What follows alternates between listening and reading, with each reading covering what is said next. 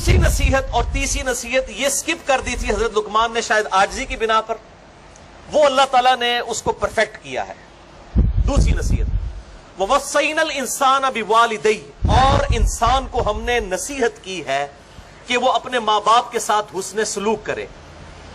حَمَلَتْهُ أُمُّهُ وَهْنًا عَلَى وَهْنٍ، اس کی ماں نے اسے اپنے شکم میں اٹھائے رکھا، کمزوری پر کمزوری جھیلتے ہوئے۔ یعنی وہ 9 مہینے کا پیریڈ کتنا مشکل پیریڈ۔ اس کے بعد وَفِصَالُهُ فِي عَامَيْنِ، اور پھر اس کے دودھ چھڑانے کی عمر 2 سال ہے۔ یہ 9 مہینے وہ اور 2 سال وہ، کتنی تکلیف مسلسل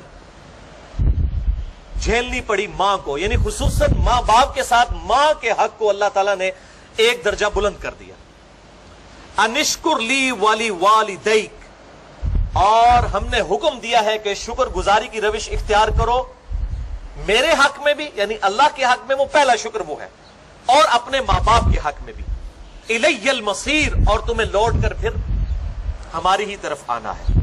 یعنی اس میں دھمکی ہے کہ اگر میرا شکر نہ کیا، اپنے ماں باپ کے ساتھ اس نے سلوک نہ کیا، تو میں پوچھوں گا، قیامت والے دن اکاؤنٹیبلٹی ہوگی۔ اسی لیے آپ دیکھ لیں جو ریلیجس لوگ ہیں الحمدللہ وہ اپنے ماں باپ کی قدر کرتے ہیں۔ آج یورپ اور امریکہ کے اندر اولڈ ایج ہاؤسز بنے ہوئے ہیں، جبکہ ہمارے یہاں پر جو ماں باپ بوڑھے ہوتے ہیں ان کی ورث میں اضافہ ہوتا چلا جاتا ہے، لوگ رسپیکٹ دیتے ہیں، اور یہ دین کی برکت سے ہے الحمدللہ۔ تو ماں باپ کے حق کے فوراً، جو اللہ تعالیٰ نے اپنے حق کے فوراً بعد ماں باپ کے حق کو ذکر کیا قرآن حکیم میں کم از کم 4 جگہ پر، اس میں سے ایک مقام یہ ہے، اور اس کا کلائمیکس سورہ بنی اسرائیل کی وہ آیات ہے۔ 10 کمانڈمنٹس میں میرا لیکچر ہے، مسئلہ نمبر 77، وہ ایپکس ضرب سنام ہے کہ وَقَضَىٰ رَبُّكَ أَلَّا تَعْبُدُوا إِلَّا إِيَّهُ وَبِالْوَالِدَيْنِ إِحْسَانًا۔ اللہ نے یہ بات طے کر دی تھی پہلی کمانڈ کے طور پر بنی اسرائیل کو بھی اور امت محمدیہ کے لیے بھی صلی اللہ علیہ وآلہ وسلم، مت پوجنا کسی کو سوائے اس اللہ کے، اور ماں باپ کے ساتھ حسن سلوک کرنا، اور ماں باپ دونوں یا دونوں میں سے کوئی ایک بڑھاپے کو پہنچ جائیں ان کو اف تک بھی مت کہنا، اور ان کے سامنے اپنے عاجزی کے اعتبار سے کندھے جھکا کر رکھنا، اور ان کے لیے دعا کرنا رب ارحمہما کما ربیانی صغیرا، اے میرے رب ان دونوں پر رحم فرما جس طرح بچپن میں انہوں نے مجھے رحم کر کے پالا تھا۔ یہ پوری آیات مسئلہ نمبر 77 میں سورہ بنی اسرائیل آیت نمبر 23 سے لے کے 39 تک 10 کمانڈمنٹس میں نے کور کی ہیں۔ یہاں پر میں وہ حدیث بیان کروں جو بخاری اور مسلم دونوں میں ہے، مشکات میں اس کا نمبر ہے 4911۔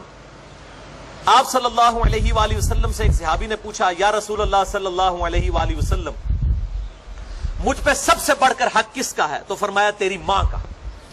پوچھا اس کے بعد؟ فرمایا تیری ماں کا۔ پوچھا اس کے بعد؟ فرمایا تیری ماں کا۔ پوچھا اس کے بعد؟ فرمایا تیرے باپ کا۔ یعنی 3 دفعہ ماں کا حق، اور پھر 4تھی دفعہ فرمایا تیرے باپ کا۔ یعنی ماں کا حق اتنا مقدم ہے الحمدللہ۔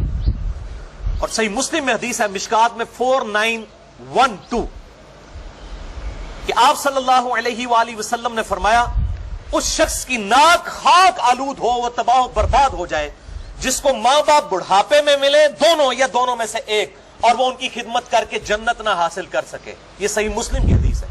ایک وہ بڑی مشہور حدیث ہے جو المستدرک للحاکم میں ہے کہ آپ صلی اللہ علیہ وآلہ وسلم 3 سیڑھیاں چڑھے، ہر سیڑھی پر فرمایا آمین، اور پھر صحابہ نے جب پوچھا تو فرمایا جبرائیل علیہ السلام آئے تھے، انہوں نے کہا کہ برباد ہو جائے وہ شخص جس کے سامنے آپ کا ذکر ہو اور وہ آپ پر درود نہ پڑے، اللہم صلی علی محمد وعلی آل محمد وبارک وسلم۔ تو میں نے کہا آمین۔ پھر انہوں نے کہا کہ برباد ہو جائے وہ شخص جو رمضان کا مہینہ پائے اور اپنی مغفرت نہ کروا سکے، تو میں نے کہا آمین۔ اور پھر انہوں نے کہا برباد ہو جائے وہ شخص جس کو ماں باپ بڑھاپے میں دونوں یا دونوں میں سے ایک ملے اور وہ ان کی خدمت کر کے جنت نہ کما سکے، تو میں نے کہا آمین۔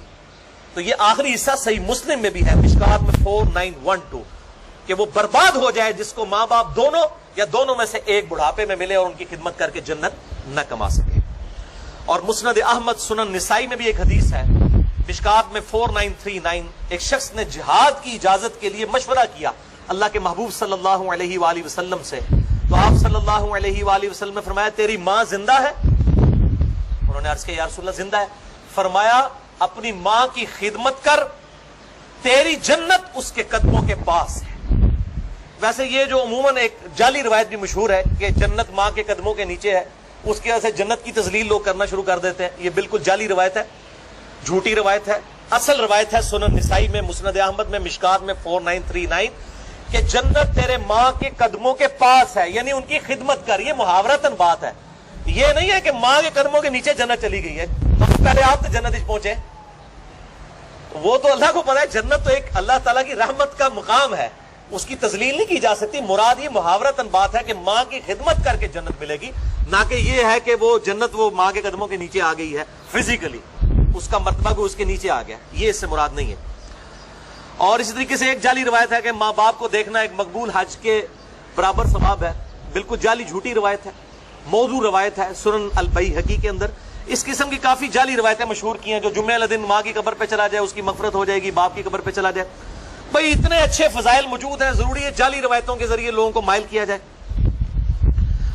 اور اس کا پھر ناجائز فائدہ بھی اٹھایا جا رہا ہے. جو جلاد قسم کی مائیں ہیں نا، اور عموماً جو بیٹے ہیں نا، ان کے اوپر ان کے ماں باپ کی کمزوریاں شادی کے بعد کھلتی ہیں جب ان کی بیویوں کے ساتھ انٹریکشن ہوتا ہے ان کے ماں باپ کا.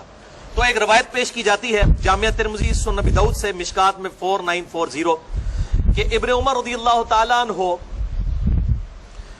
جو ہیں وہ نبی صلی اللہ علیہ وآلہ وسلم کی خدمت میں ان کی شکایت سیدنا عمر نے پیش کی کہ ابن عمر جو ہے وہ اپنی ایک بیوی سے محبت کرتا ہے اور مجھے اس کی بیوی پسند نہیں ہے. پہلے انہوں نے ابن عمر سے کہا کہ اپنی بیوی کو طلاق دے دو، انہوں نے طلاق نہیں دی. پھر حضور کو جا کے شکایت کی صلی اللہ علیہ وآلہ وسلم. تو آپ صلی اللہ علیہ وسلم نے ابن عمر سے فرمایا کہ جب تیرا باپ عمر یہ کہہ رہا ہے کہ اپنی بیوی کو طلاق دے دو تو اس کو طلاق دے دو.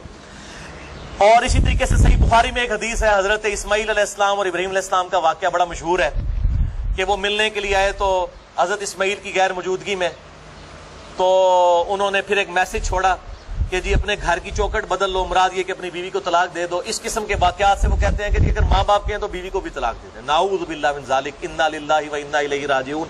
یہ آپ ریلیجن کافروں کو پیش کریں گے، آپ کے منہ پہ مار دیں گے ریلیجن. بھائی آپ کے ماں باپ کیا سیدنا عمر ہیں؟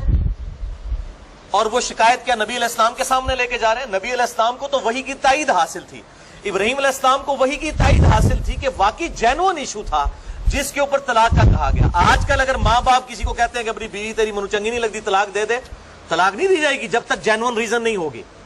یہ ذہن میں رکھیں. یہ خام خواہ ان روایتوں سے جعلی مطلب نکال کے اور لوگوں کو غلط طرف مائل کرتے ہیں. اور یہ حدیث نہیں بتاتے جو سنن ابی داؤد میں ہے، مشکات میں 3280 کہ آپ صلی اللہ علیہ وآلہ وسلم نے فرمایا اللہ تعالیٰ کو حلال چیزوں میں سب سے ناپسند طلاق ہے.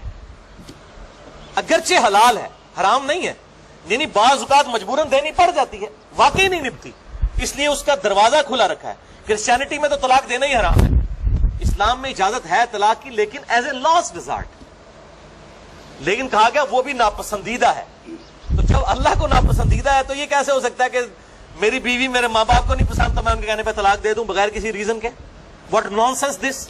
یہ ریلیجن آپ پیش کریں گے لوگوں کو؟ اور یہ وہ ماں باپ کے فضائل بھی نا، اور یہ ماں باپ کے فضائل بھی ہر بندے کو بوڑھے ہو کے یاد آتے ہیں. جب خود جوان ہوتے ہیں اس وقت نہیں ان کو یاد آتے، جب بوڑھے ہو جاتے ہیں تو وہ اپنی اولاد کو یہ سکھا رہے ہوتے ہیں. ماں باپ کے بھی اولاد پر حقوق ہیں اور اولاد کے بھی ماں باپ پہ حقوق ہیں. یہ سائملٹینیس کنٹراسٹ ہے.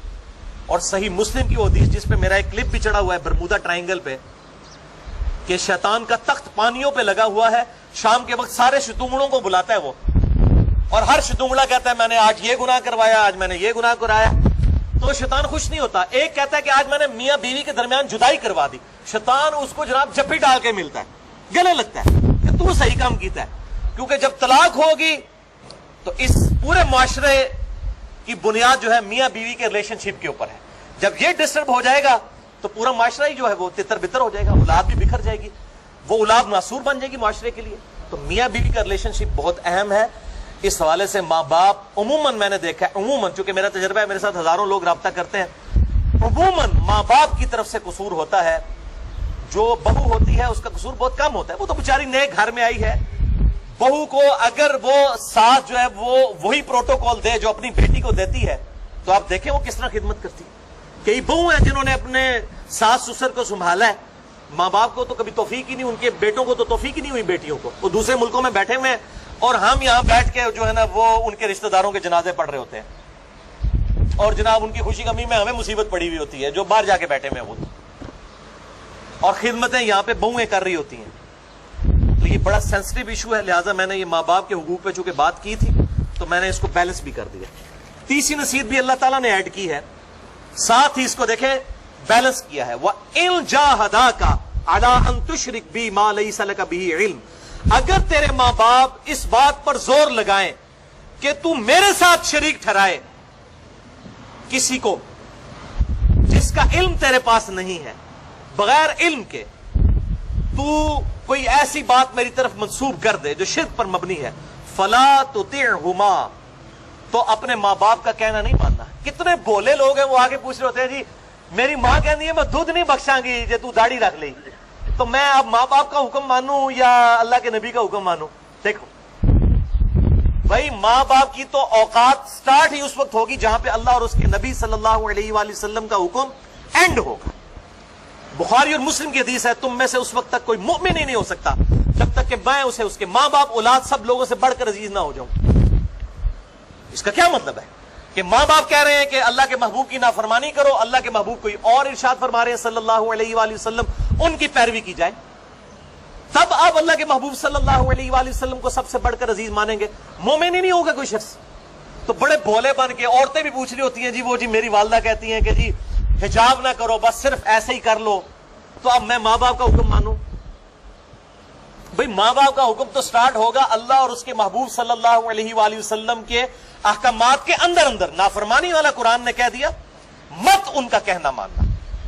وَصَاحِبْهُمَا فِي الدُّنْيَا مَعْرُوفًا، لیکن ساتھ ہی بیلنس کر دیا دنیا میں ان سے اچھے طریقے سے پیش آنا. یہ نہ ہو کہ اگر ماں باپ دین پہ نہیں چلنے دے رہے تو ان کے ساتھ بدتمیزی شروع کر دو، نہیں، دنیا میں ان کے ساتھ معروف طریقے سے پیش آؤ.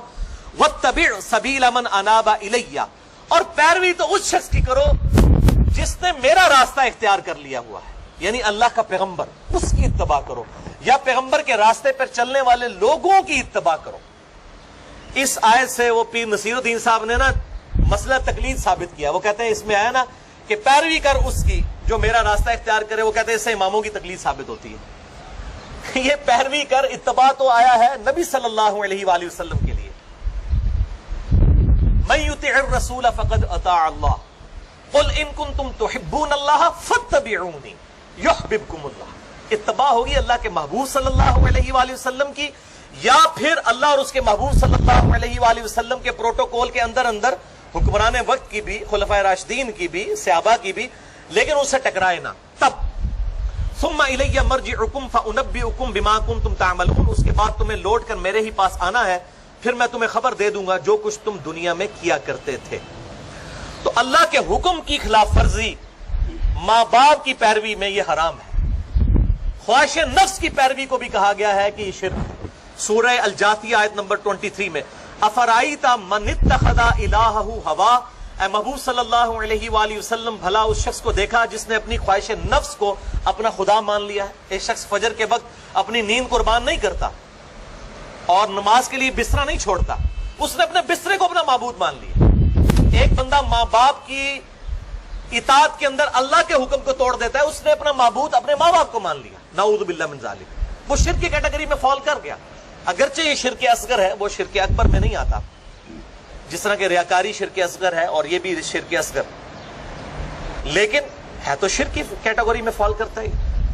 پھر بخاری اور مسلم کی متفق علیہ حدیث ہے مشکات میں 3665، مولا علی رضی اللہ تعالیٰ عنہ علیہ السلام کہتے ہیں کہ میں نے خود نبی صلی اللہ علیہ وسلم سے یہ بات سنی تھی کہ معصیت میں کوئی اطاعت نہیں ہے، اللہ کی نافرمانی میں مخلوق کی کوئی اطاعت نہیں ہے، مخلوق کی اطاعت صرف معروف میں ہے. یعنی حکمران وقت کا حکمران اگر نیکی کے کاموں کا حکم دیتا ہے اس میں اطاعت کی جائے گی. اگر وہ گناہ کی طرف بلاتا ہے، چاہے ماں باپ ہو، حکمران ہو، پیر ہو، استاد ہو، مرشد ہو، ان کی بات نہیں مانی جائے گی. اللہ از دا ٹاپ پرائورٹی. اور ہمارے معاشرے میں تو میرے بھائیوں معذرت کے ساتھ ماں باپ کو بعض لوگوں نے بالکل بت بنا دیا. ٹیکسیوں کے پیچھے لکھا ہوتا ہے ماں باپ کی دعا سے، ماں کے قدموں کی خاک، ماں باپ کی دعا، مرشد کی نگاہ.